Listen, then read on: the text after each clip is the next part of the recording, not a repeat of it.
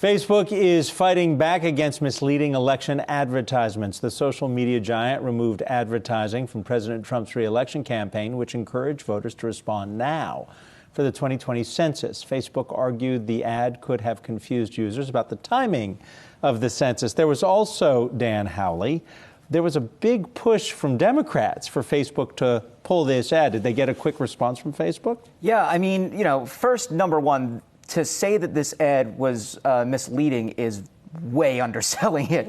It really did present itself as the actual census for a congressional district. And then when you clicked in, it showed questions that the Trump campaign wanted you to answer about Nancy Pelosi and the quote-unquote radical left.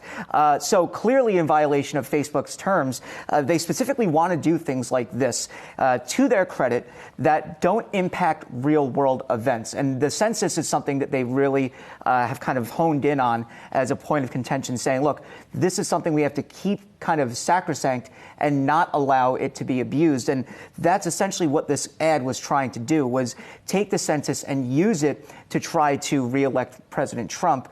Now, they also have a lot of issues, Facebook, as far as what they do still allow, and that includes politicians being able to lie through their platform. Let's just, not call it misjudge or anything, yeah. Misleading. It's just flat out lying.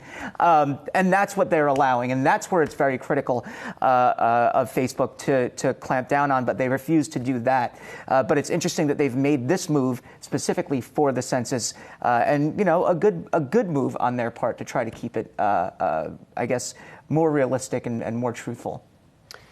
You said it. They have said that they're going to try to clamp down on these things. This is a good example of them finding something that is not so obvious to everybody else, but actually makes a difference. Mm-hmm. Do you see them going even farther with this as we get closer to the election? We're going to see a lot more going on in the social media platforms, particularly Facebook. Yeah, I think, that's something that we will absolutely see more of. If there's anything, around the election itself, they specifically said if there's an ad or something along those lines that tells people the election is a different day, your vote doesn't matter, polling stations are in different locations, those are things that they're going to target and take down specifically. So I think you'll start to see a lot more of that as the elections really start to heat up.